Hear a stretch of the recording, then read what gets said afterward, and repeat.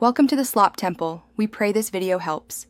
In this video, I will explain how to connect two cells in Excel. We'll start by understanding the fundamental ways to combine content from different cells.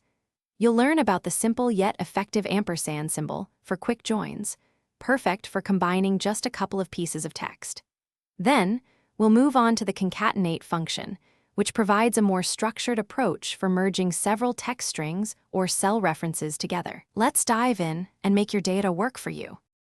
Let's explore the ampersand operator, a straightforward method for connecting cell content. First, select the cell where you want the combined result.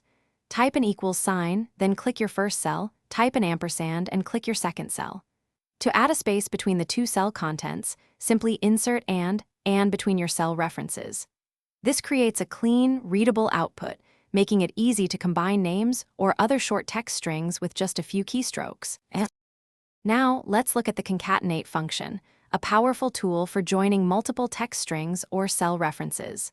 The basic syntax is concatenate, text 1, text 2, where each text argument can be a cell reference or text enclosed in quotation marks.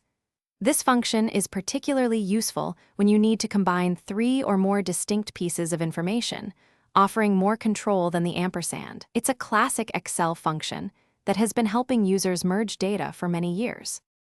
Finally, we'll discuss the modern concat function, an improved alternative to concatenate available in newer Excel versions. Unlike its predecessor, concat can accept a range of cells as an argument, simplifying the process of combining many items at once.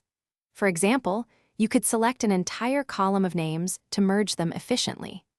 This function offers greater flexibility and streamlines your workflow, especially when dealing with larger datasets or more complex merging requirements.